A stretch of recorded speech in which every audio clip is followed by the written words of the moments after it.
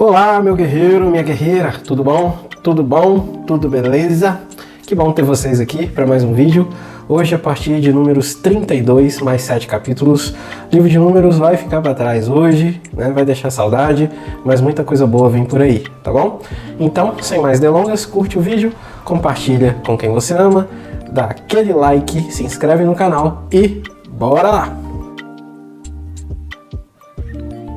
Bom, vamos lá, capítulo 32, primeiro destaque que a gente vai fazer aqui no verso 5 ao 8, diz assim: E acrescentaram, se podemos contar com o favor de vocês, deixem que essa terra seja dada aos teus servos como nossa herança, não nos faça atravessar o Jordão. Moisés respondeu aos homens de Gade e de Ruben: E os seus compatriotas irão à guerra enquanto vocês ficam aqui? Porque vocês desencorajam os israelitas de entrar na terra que o Senhor lhes deu? Foi isso que os pais de vocês fizeram quando os enviei a Cades Barneia para verem a terra. Nós estamos vendo duas tribos aqui fraquejando, tá? Se acovardando, inventando uma desculpa de ficar no território para cá do Jordão e não atravessar. E aí eles ficariam naquela terra mesmo, tá bom? Dentro dos limites da terra prometida. Por quê? Porque queriam escapar da guerra que estava por vir, da invasão inevitável do território inicial da terra prometida, né? E o que eles estavam fazendo na realidade era uma repetição de um mesmo padrão de erro dos antepassados que foram enviados para espiar a terra e falaram que era absurdo, que não dava para vencer, o povo era muito forte e tal, e agora eles estão se recusando a ir para a guerra com a desculpa de querer ficar mesmo onde eles estavam. Tem um destaque aí muito interessante, tá bom? Verso 25. Então os homens de Gade e Ruben disseram a Moisés: Nós, seus servos, faremos como o Senhor ordena. Para a gente entender isso aqui, é importante a gente ler o capítulo 32, todo até essa parte, para a gente ver a negociação pela qual Gade e Ruben foram ficar para cá do Jordão, tá bom? Mas houve um acordo assim, mais ou menos de meio termo, sabe? E aí, aquele negócio que nem tão ruim para mim, nem tanto para você, sabe? E eles acabaram tendo que obedecer uma ordem secundária de Moisés. Aí você pode verificar isso aí depois no capítulo, tá? Se submeteram a um outro propósito para que eles pudessem continuar onde eles quiseram ficar. Mas o interessante aqui observar é a questão da incredulidade ainda residente no meio do povo, tá bom? Beleza, números 33. Vamos lá. Verso 2. Aqui nesse capítulo a gente vai ver mais ou menos como se fosse um resumo de tudo que aconteceu até aqui, tá? Por ordem do Senhor, Moisés registrou as etapas da jornada deles. Esta foi a jornada deles por etapas. Então eu te desafio a ler com bastante calma esse capítulo para você ver. Aqui a gente tem uma espécie de cronologia acontecendo no resumão, né? Moisés registrou as etapas desde a saída do Egito, a peregrinação, aquela coisa toda, e essas etapas difíceis que o povo passou e tudo mais. Então é um resumão da trajetória. E depois lá no 55, 56, se contudo vocês não expulsarem os habitantes da terra, aqueles que vocês permitirem ficar se tornarão farpas em seus olhos e espinhos em suas costas.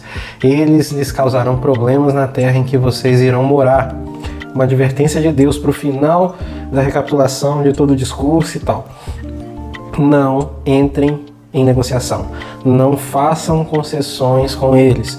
Expulsem eles, tá bom? Da terra.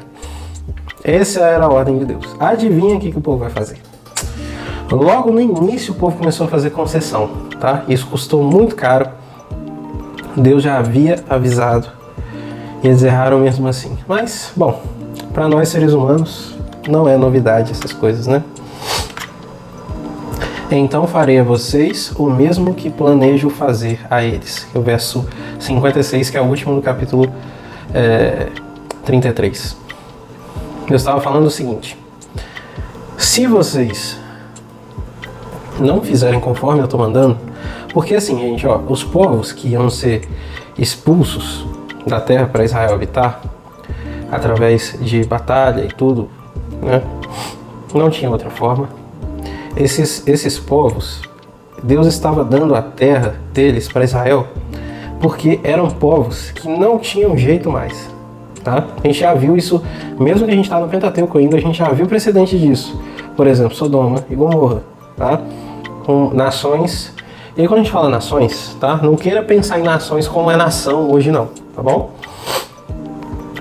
Cidades, aquilo que era chamado de cidades antigamente, eram micropovoados, tá? Então nações não chegavam nem perto de um negócio de nação que a gente tem hoje, tá beleza? Bom, acontece que esses povos, eles já tinham passado da linha do arrependimento. Isso que a gente encontra na Bíblia, né? Que o homem, ele vai caindo, tanto chega um momento que ele não se arrepende mais. Não tem, é um caminho que não volta mais. Esses povos estavam nessa situação. Então, por conta disso, e por conta deles serem também os descendentes de Cã, uma coisa converge com a outra, né? Então a terra deles ia ser dada ao povo de Israel. Então não era para fazer concessão, acordo, seja lá o que for, com um povo que já está condenado, que não tem mais jeito. O que vai acontecer? O pior contamina aquilo que tá bom, tá bom? E foi exatamente isso que vai acontecendo à medida do tempo passar, tá? Números 34, verso 2. Dê ordem aos israelitas e diga-lhes: quando vocês entrarem em Canaã, a terra que lhes será sorteada como herança terá estas fronteiras. 2 pontos. Aqui novamente a gente vai ver que a terra não era o mundo, não é isso, né? Onde você olhar e você pisar o pé, vai ser seu. Essa ideia doida, né? Que o gospel até gosta dessas coisas. Não. É aquilo que estava delimitado já desde Abraão, tá bom? Aquele mesmo território. É aquilo, e só aquilo, tá beleza? Bom, então vamos colocar a planta dos pés dentro do território delimitado por Deus, tá beleza? E aí a gente vai ver daqui pra frente quais eram as fronteiras, tá bom? E essas fronteiras, inclusive, são as que até hoje Israel luta por ocupar plenamente, tá? Bom, vamos lá. Verso 13 a 15. Moisés ordenou aos israelitas: distribuam a terra por sorteio como herança. O Senhor ordenou que seja dada às 9 tribos e meia, porque as famílias da tribo de Ruben, da tribo de Gade e da metade da tribo de Manassés já receberam a herança delas. Por isso que eu destaquei lá atrás a questão do acordo para ficar lá sem atravessar o Jordão. Gade, Ruben e metade de Manassés preferiram ficar naquele ponto, tá bom? Então a terra que seria agora desbravada estava sendo repartida a 9 tribos e meia. Estas 2 tribos e meia receberam sua herança do lado leste do Jordão, do outro lado de Jericó, na direção do nascer do sol. Beleza? Ok. Verso 17. O que a gente vai ver aqui? Estes são os nomes dos homens que deverão distribuir a terra a vocês como herança: o sacerdote Eleazar e Josué, filho de Nun. O que a gente está vendo aqui? O novo Moisés, o novo Arão, tá bom? Então, tá resolvido o problema da sucessão. Do lado de Arão tem o filho, Eleazar, e do lado de Moisés, o jovem Josué, tá bom? Josué, que no hebraico tem um nome parecidíssimo com o de Jesus, tá beleza? É o nome mais próximo que tem do de Jesus, é o de Josué, beleza? Números 35. Vamos lá. Aqui é a distribuição das cidades no meio da terra para os levitas habitarem e se refugiarem. A gente vai ver toda essa ideia nesse contexto inicial. Não é que os levitas tinham terra, tinham território. Não, nada a ver com isso, tá? O que está sendo exposto aqui eram cidades, caso os levitas precisassem se refugiar. Cidades de refúgio, da lei. Não estou lembrando. Basicamente, para resumir, era o seguinte: caso alguém matasse outra pessoa, mas muito assim no sem querer, tá? Por exemplo, a Bíblia até vai relatar uma situação assim: ele foi levantar o machado para cortar a lenha e a parte do machado soltou e voou, pegou na cabeça do outro e morreu. Gente, tudo pode acontecer nesse mundo, né? sem intenção nenhuma de matar, enfim, a pessoa precisava de ser julgada. Se fosse um levita, né?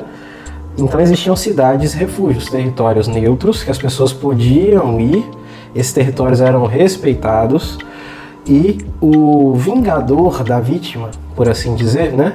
Aquele que poderia exercer vingança e querer matar porque matou o seu parente, né?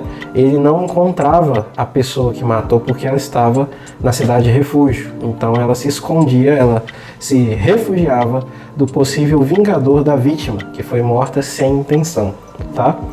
E aí depois os juízes tratavam a situação e tudo mais, beleza? Mas no calor da fúria de querer a vingança, então existiam essas cidades, refúgios, que era para onde o pessoal podia ir quando havia uma morte causada sem intenção alguma, tá bom? Um acidente, beleza? Mas, obviamente, não estou falando de imprudência, tá? Por exemplo, se naquela época existisse a questão de dirigir embriagado e atropelar e matar alguém, era totalmente diferente, porque isso daí não é algo feito sem a intenção. Apesar de não haver, o bêbado não tinha intenção de matar alguém, né, diretamente falando, né, objetivamente falando, mas a imprudência de estar dirigindo sob as condições, ela traz um outro tipo de juízo, um outro tipo de situação. Não estou nem me referindo a isso, a uma situação parecida com essa. O que a lei aborda aqui na Bíblia dessas cidades refúgios são situações em que é uma tragédia, que assim, um acidente, uma coisa que, poxa, ninguém queria que acontecesse, não era para ter acontecido, mas aconteceu. Então poderia haver um tipo de vingança, fúria, alguma coisa assim, na família da vítima, e a pessoa que acabou matando sem querer ia se refugiar em algum lugar, tá bom? Para depois os juízes tratarem o caso. Então para os levitas só ficou mesmo o acesso a essas cidades refúgio. Do contrário, era toda a dinâmica ali em volta do tabernáculo, da tenda do encontro, ok? Beleza, versículo 8. As cidades que derem aos levitas das terras dos israelitas deverão ser dadas proporcionalmente à herança de cada tribo. Tomem muitas cidades da tribo que tem muitas, mas poucas daqui tem poucas, tá bom? O que é isso? Um padrão de justiça, novamente sendo aplicado. Não dá para estabelecer o mesmo padrão se, por exemplo, toda família tem que ofertar 5 cidades. Se uma família desfruta de 6, entendeu? Porque ela é menor. Então a proporcionalidade era um negócio muito forte, né? E isso é vivido e aplicado, e foi aplicado ao longo dos séculos nas constituições, e isso tudo foi absorvido, né? Se você não sabe, as constituições, principalmente ocidentais, elas são influenciadas diretamente pelos princípios de lei da Bíblia, judaico-cristãos, tá bom? Beleza. Verso 25. Tem o funcionamento da cidade de refúgio. Já expliquei, então não vou ler. Depois você lê aí, tá bom? E verso 30. Olha que interessante. Quem matar uma pessoa terá que ser executado como assassino mediante depoimento de testemunhas, no plural. Agora a gente está falando de assassinato, tá bom? Não uma morte não intencional ou coisa assim. Mas ninguém será executado mediante o depoimento de apenas uma testemunha. Quando Deus coloca na lei assim, não dirás falso testemunho, ele já sabia que haveriam falsas testemunhas. Até hoje, né? Mas a coisa deveria ser atestada por mais de uma pessoa para que tivesse comprovação. Isso é muito interessante, tá? Quantas testemunhas tem? Elas falam as mesmas coisas? O pessoal que é do direito sabe muito bem como é que é isso. Os investigadores e tudo mais, tá bom? E a gente vê esse mesmo padrão aqui na lei. Números 36. Vamos lá. Verso 7 é o destaque. Nenhuma herança em Israel poderá passar de uma tribo para outra, pois todos os israelitas manterão as terras das tribos que herdaram de seus antepassados. Isso aqui é óbvio que é uma trava, uma vacina, digamos assim, uma imunização, para que uma tribo não suplantasse a outra num processo de busca de território através de guerra, de conflito, alguma coisa nesse sentido, tá? Cada um recebeu sua terra, é aqui que vocês vão ficar. Ponto final, entendeu? As pessoas nascem, morrem, tá? Não vai faltar espaço, beleza? Basicamente era isso que Deus estava falando. Então cada um conserve e mantenha a sua própria terra e também cuide bem, porque é mordomo, tá? Beleza, e assim o que acontece, meus queridos? Fechamos o livro de Números e a gente vai para o primeiro capítulo de Deuteronômio.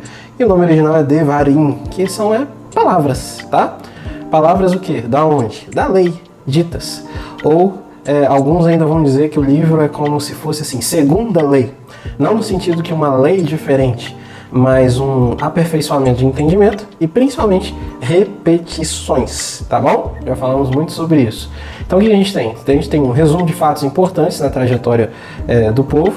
A gente vai ter a vitória sobre os amorreus, o comissionamento de outros sublíderes, mais uma checagem da terra. Então presta atenção.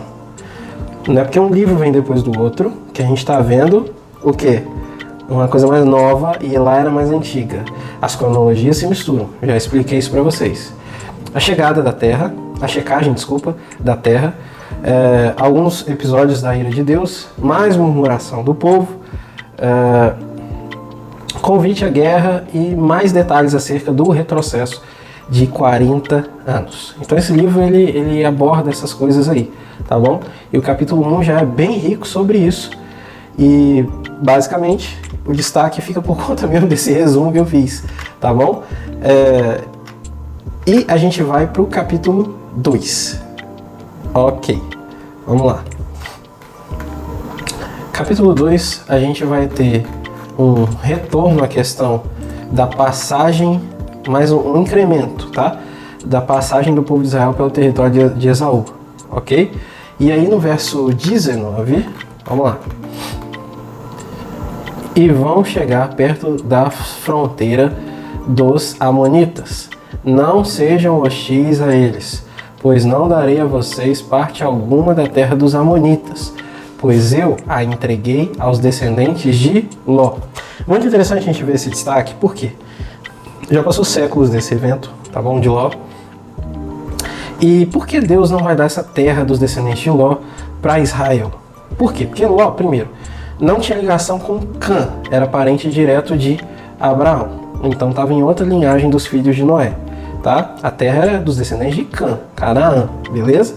Além disso, fica bem claro aqui que para Deus, Ló e Israel já não são mais a mesma coisa. Essa é a questão, entendeu? Porque Abraão e Ló estavam juntos, mas chega um ponto que os dois se diferenciam em relação a Deus. Ló era de um jeito, Abraão era completamente diferente. Ló era um Zé Ninguém normal, que tanto faz, tanto fez. Abraão, o pai da fé, um amigo de Deus, entendeu? Então, não fazia sentido mais algum Ló e descendência de Abraão serem a mesma coisa. Que eles fiquem para lá com a terra com que escolheram e ponto final, tá? Além disso, a gente tem um fatídico caso que as filhas de Ló se deitaram com ele após a destruição de Sodoma e Gomorra e tiveram 2 filhos, tá? E um deles era os amonitas, beleza? E automaticamente esse povo já está completamente segregado. Eles têm a terra deles, eles ficam para lá. O propósito da terra com Deus era em outro território, beleza? Ok.